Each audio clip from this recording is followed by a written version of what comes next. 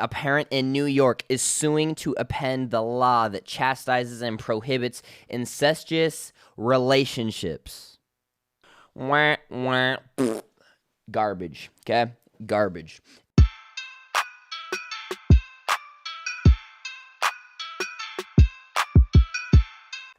You too, welcome back to the channel. I hope you're having an amazing day. If we never met before, my name is Rylan. I'm a pastor, a missionary here in Chornomorsk, Ukraine.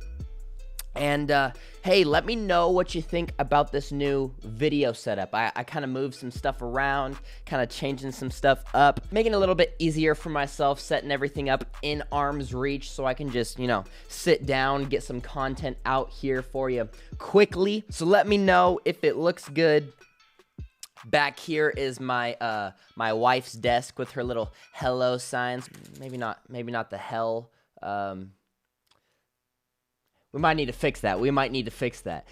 So we can get the whole word in there. But let me know what you think.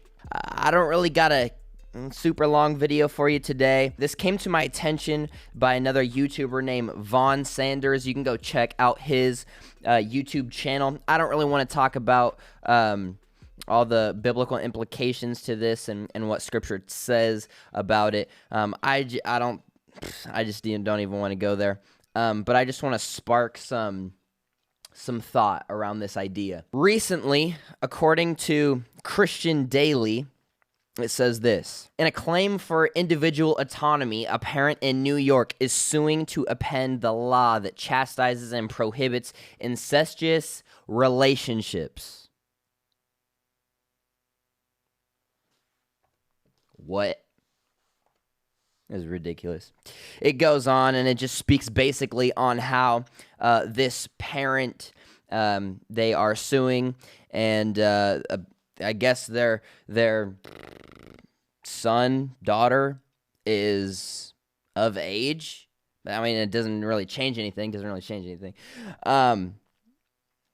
And there was this quote that they said. It says, through the enduring bond of marriage, two persons, whatever relationship they might otherwise have with one another, can find a greater level of expression, intimacy, and spirituality. Wah, wah, garbage, okay? Garbage. If you want to go see why this is not biblical, you can go take a look at Vaughn Sanders' ministry. I'll put that in the description. He did a really good video on it last night. He went live, and I thought it was really good. I don't really want to go too deep into it. Honestly, it kind of irritates me, just the fact that this is happening. But I do want to spark a thought. When this conversation is happening, maybe not specifically with incestuous relationships, but we're talking about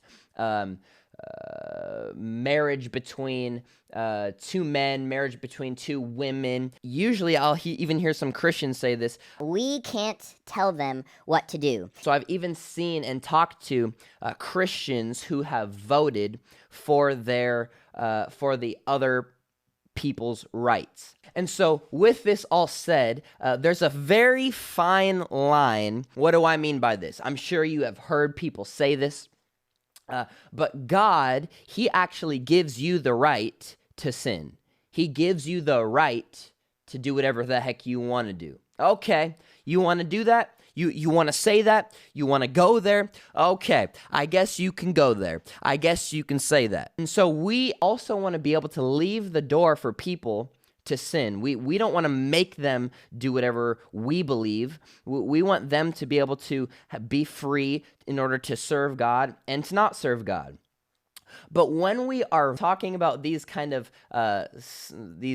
topics, we have to be careful, because we are voting for people's rights, but at what expense? Right? We are voting. We are standing up for people to have a voice, for people to be able to do whatever they want, but at what expense? Where is the limit? Because we're having this conversation today, but who knows, maybe 10 years from now, we're going to be having the conversation about, well, I feel like it's right to kill people, and so I feel like it's right to murder and to rape, and that's my feeling, that's my desire. And so at what expense will you stand up for somebody's right? At what expense? At what expense will you stand up for somebody to be able to do what they feel like? We are at a time where we are getting to the days of Noah. What were the days of Noah, Rylan? The days of Noah, it said that they were inventors of evil. The evil just wasn't good anymore. We have to make more ways to sin. We got to make, what's a new way? I need a new way. I need something new. I need something different. I need something more edgy. I need something a little bit more sketchy. What's the new thing, the new way that I can sin? Christian, I want to tell you today that we don't go up from here. We go down from here. This isn't just going to get better. This is going to get worse. And so what we don't need is we don't need a bunch of Christians who go, I just stand for their ability to do whatever they want. I hear this sometimes. It's their right. It's their right. I don't agree with it, but it's their right. Why don't you start standing up for the truth? Why don't you start standing up for what God says? Why don't you start standing up for what Scripture says? Because this is getting worse. And we might be here now, but next it's going to be someone's wanting to marry their grandchild. Someone's going to want to marry your little 6-year-old. Someone's going to want to marry your little 10-year-old. Well, it's their right. No, it's not. No, it's not their right.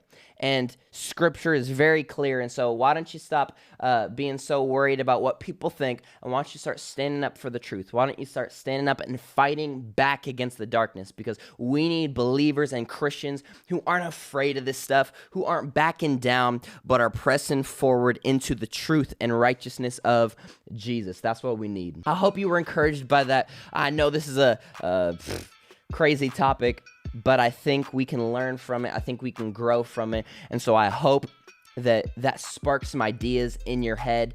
And let's stand up for the truth, man. Let's stand up for the truth. And so I will talk to you soon. If you were encouraged, hey, let me know in the comments. Let me know what you think about this idea.